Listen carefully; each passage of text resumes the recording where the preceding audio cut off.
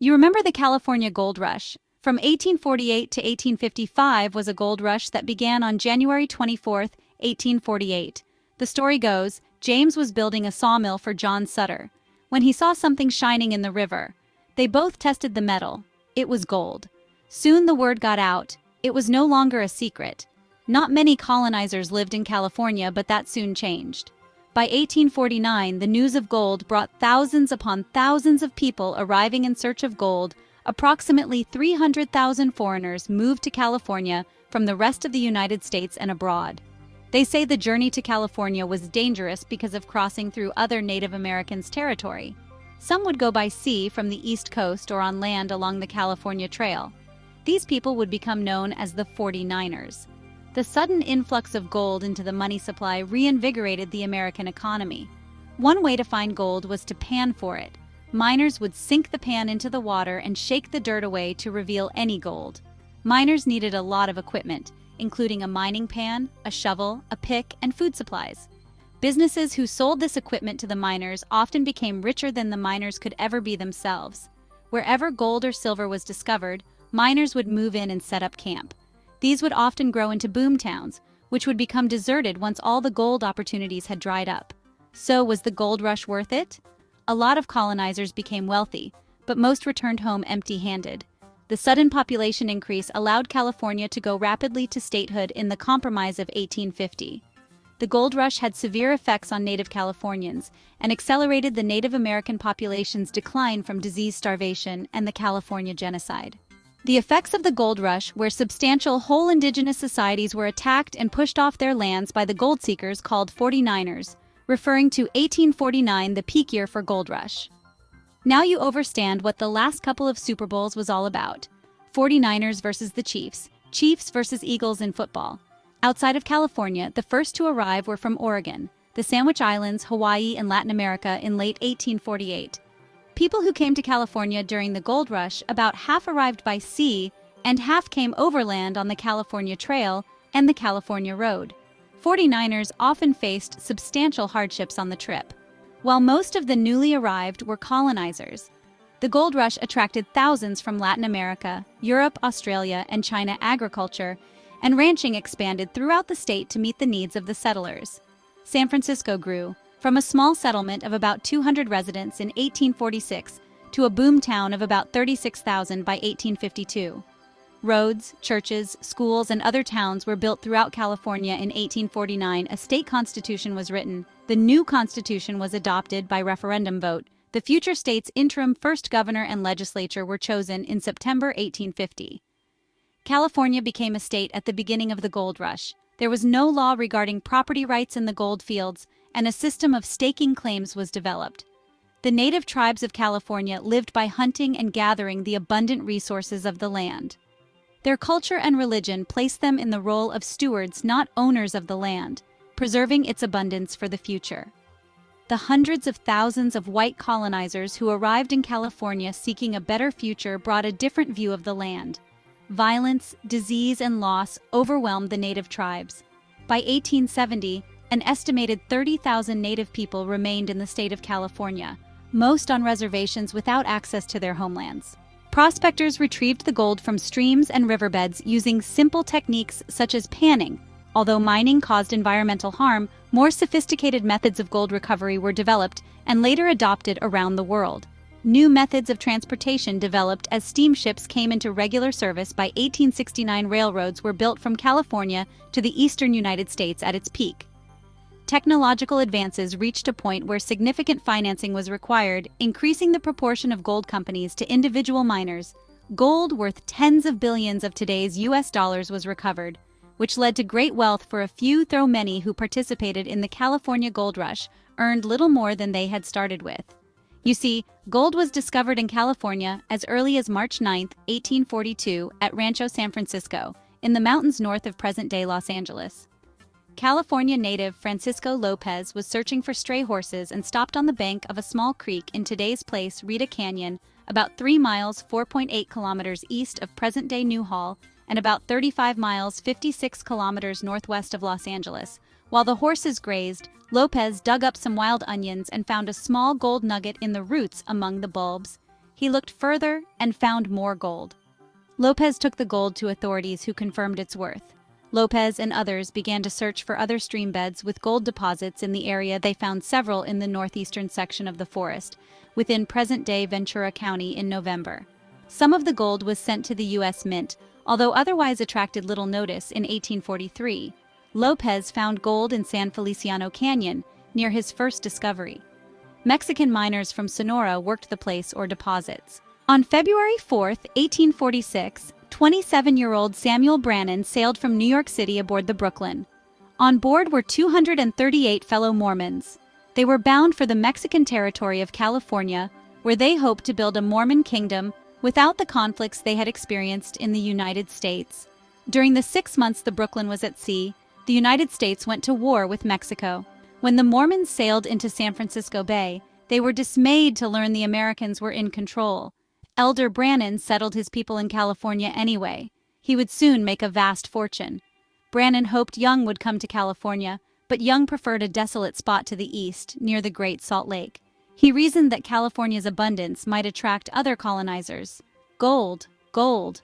Brannan stayed in California but rejected the Mormon Church, and the church excommunicated him. In the fall of 1847, he opened a store at John Sutter's fort.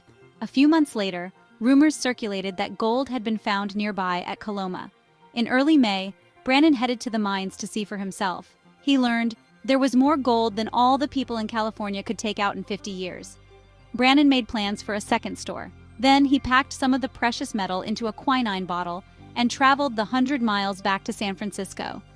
As he stepped off the ferry, Brannan swung his hat, waved the bottle, and shouted, "Gold! Gold! Gold! Gold from the American River!" By the middle of June, 3/4 of the male population had left town for the mines. Brannan didn't actually dig for gold, but gold swelled his investments to a fortune.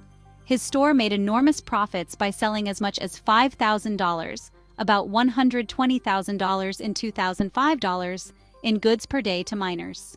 Brannan also convinced some Mormon miners to pay him a percentage of their income in exchange for his attempts to secure title to the gold fields, which he never did. He opened a third store. He had several buildings in San Francisco and was on his way to being the largest landowner in the new town of Sacramento. Brannan made money with a reckless passion and energy. His more destructive impulses, such as drinking, womanizing, and fighting, also burst forth.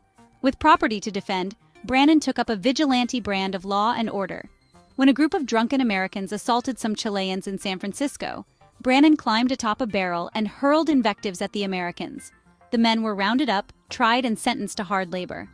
There were no prisons, so some were hanged instead. In the years to come, Brannan would play a key role in San Francisco's Vigilance Committee, which through rudimentary trials dealt harshly with problems like theft, arson, murder, and criminal gangs. During the 1850s and 1860s, Brannan was known as the richest man in California. The chaos of the gold rush had played to his personality and business instincts, but he plunged into some schemes with the care of a gambler. He once sailed to Hawaii to overthrow the king, a coup that failed. He bought 3,000 acres in Napa Valley, hired Japanese gardeners to tend the land, and bought 800 horses. He called his new resort Calistoga and catered to San Francisco's wealthy. In typical fashion, Brannan got in a drunken fight one night with some employees. He was shot 8 times. He bled profusely, but survived. In 1850, the California legislature passed an act for the government and protection of Indians that essentially forced many Native Americans into servitude. The law provided for the forced labor of loitering or orphaned Native Americans, regulated their employment, and defined a special class of Indian crimes with punishments. The name of the law sounds benign, but the effect was malign in the extreme degree. Any white person under this law could declare Indians who were simply strolling about, who were not gainfully employed, to be vagrants, and take that charge before a justice of the peace. And a justice of the peace would then have those Indians seized and sold at public auction. And the person who bought them would have their labor for 4 months without compensation. In the early days of the gold rush, from the very beginning, frustrated Anglo-American miners banded together to form groups of essentially vigilante or volunteer militia groups. They were ad hoc organizations, and their stated objective was to exterminate the black and red devils, to eliminate the obstacles that the native Californians had become in their minds. and their modus operandi was to attack native villages wherever they might find them in the vicinity of their mining activities, to eliminate their presence utterly, killing the men, the women, and the children. And this was considered to be a necessity, the only way we will be able to mine in security if all of these people are exterminated. And the language that they used at the time, extermination, was precisely describing what they were attempting to do. The Native Americans in California, of course, attempted to resist the onslaughts onto their villages. They would fight back with whatever weapons they had at hand, but they were vastly outgunned and vastly outnumbered, and were very infrequently able to mount an effective defense. Usually it was more a matter of fleeing, trying to get away. We have accounts of the white vigilantes or rangers simply firing into the creek, or going into the woods and using hatchets or other weapons, guns, to kill those. We have many descriptions of those when they're attacking on a stream or a river, and the natives are being shot as they're floating down, trying to escape from this terrible onslaught. But we should also remember that those bands of Indian hunters could receive local compensation for their actions. Many communities through Gold Rush, California offered bounties for Indian heads, Indian scalps, or Indian ears. And so, the Indian raiders could bring the evidence of their kill in and receive direct local compensation. Furthermore, the state of California passed legislation authorizing more than $1 million for the reimbursement of additional expenses that the Indian hunters may have incurred. And then that was passed on eventually to the federal Congress, where Congress passed legislation also authorizing additional federal funds for this purpose. So, what we have here in California during the gold rush, quite clearly, was a case of genocide, mass murder that was legalized and publicly subsidized. By the time that the gold rush and events afterwards had occurred, so much had happened, not just Sutter enslaving and terrorizing the native peoples, but an epidemic had erupted previous to this, smallpox, chickenpox, unusual diseases that they had no defenses. So their population had been decimated. Then it became decimated again after the gold rush. Because of their Aboriginal rights as landowners, they needed to be eradicated and removed. So a process went into motion to make it legal to kill Indian people. And at one point, it was something in the neighborhood of $25 for a male body part, whether it was a scalp, a hand, or the whole body, and then $5 for a child or a woman. In many cases, they only had to bring in the scalp, and in other cases, the whole body was brought in to prove that they had this individual, they'd killed this person, and received their reward. And it was well after 1900 when the law was repealed, that bounty hunting, or whatever you may want to call it, on the California Indians was repealed. It was shortly after the discovery of Ishi that the nation, or I should say the state, became aware of the fact that it was still legal to kill Indians, so that the law had to be changed. The U.S. policies of removal of native people as Europeans pioneered further west was bound to the tragic cry of extermination as the settlements reached the west coast. Sanctuary of a sort was provided through reservations, which gave the natives refuge from the threats of the new invaders.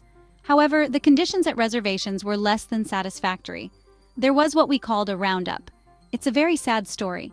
They went along the foothill areas, especially above Sacramento and all along this ridge, gathering up all these native peoples, mostly Maidu people, and forcing them to march down through the valley, over by the Sutter Butte. But first they had to cross the Sacramento River. And very few Indian people knew how to swim because they had no need to swim. They didn't take those chances by crossing rivers. If they knew how, they would do it in reed boats. But they were forced to cross the river, so there was a large percentage of these Maidu people who actually drowned, including the children and the infants. And then whoever survived the crossing of the Sacramento River were taken over to the Round Valley Reservation and forced to live there. Those that escaped hid, and they stayed hidden for quite some time. They took on Hispanic or Mexican surnames and melted into the community not as natives, but as Mexican Americans. They could pass. They'd just say they were, and most people didn't pay attention and believed them. I had the occasion of visiting with an elderly Pomo woman several years ago, who shared with me a story from her family history. She said her village was attacked somewhere along the Navarro River by a group of white raiders. She thought perhaps they were trying to seize children for the Indian slave trade at the time. She wasn't sure, but she knew that they were under attack, and so a native woman fled with her family, trying to get her children away. She left her smallest child, which was still in a cradle board, under some brush, and got away across the river. After the whites had left, she returned, trying to find her family, and she could see that her smallest child was still apparently safely there under this brush. But when she lifted it up, she found that the child had been pinned to the earth with a knife, that the raiders apparently had regarded that child as too small to worry with, but they managed to kill the child instead. And as this woman told me that story, the tears came down her cheeks as if this had just happened. And that made me realize that even though these events we're talking about occurred 150 years or more ago, they still are living memories of Native people in California. There are wounds that are still unhealed and are very tender and very deep. The gold rush forced people out of their traditional regions, and it made some of the rules and laws of the new state, the white state, and these rules and laws made the Indians change. People would say, well, you know what we're going to do is, we're going to give you these sanctuary areas, and we're going to give you food and that, and we're going to provide things for you that you didn't have before. And all of that sounds good, but in fact what happened is, when people were on reservations, for instance, the food that was supposed to go to them, and the cattle that was supposed to be herded to them, and things that were supposed to be provided to them were never done. What you can sense is that there is a sanctuary that is provided for them. Even though they might be eating out of troughs, even though they might be overworked, they have some sense of security there. And we see this taking place as we look at some of the things that happened with statehood. And we also see that in many cases where the people were given this sanctuary, they are protected from some of the kinds of killings and hunting down and herding off people to imprison them in the reservation areas. We see that they do have a protection there. One of my grandmother's stories that really stuck with me, it was so emotional, the way she portrayed it. It was an event that happened to her aunt and her two great aunts. It was sometime during the early part of the morning. These aunts, two aunts, and this baby and other family members were living out in this small village site, and they'd heard this noise and it had woken them up. They weren't quite sure what it was. And suddenly, all this noise started up. The gunfire, the screaming, the shouting. And then they heard all these different people screaming and shouting. So they ran out to look to see what was going on, and had seen these soldiers on horses who were taking people and killing them, slamming children against rocks and trees, and just running down men and shooting them. And they were violating the bodies by cutting them up. So these two aunts grabbed the baby because they couldn't find their sister, the mother of the baby, because she'd fled in fear, apparently. So they grabbed this infant and ran as far as they could go and hid. And in order to keep the baby from crying and drawing attention to them, they would put their hand over her nose and her mouth like that to stop the baby from crying but not cut off her air, just long enough to keep her quiet. And eventually, the sun rose. And they stayed hidden until it was mid-morning and they couldn't hear anything. And they went back and found just all this carnage. So they gathered what they could find, which wasn't much because they basically burned this whole village site down and walked to the nearest village that they knew of and informed this group of people, who were actually their relatives also, that this had happened, to beware. And from that point on, they had runners in this community, and these runners would go from village to village and inform all these other villages that people were coming and they were going to get killed. So they more or less kind of had a little telegraph system, but it was a physical one by running. And they spread the word, so a lot of the Maidu people had to get up and move and get out of the way, and they had sentries posted all along the main routes. And whenever they saw dust coming up the path or a trail, they knew that it wasn't other Indian people. It had to be these people on horses. So they'd send someone down to the village site and warn everybody, and they'd just take off and hide. Subscribe to see more fun history videos.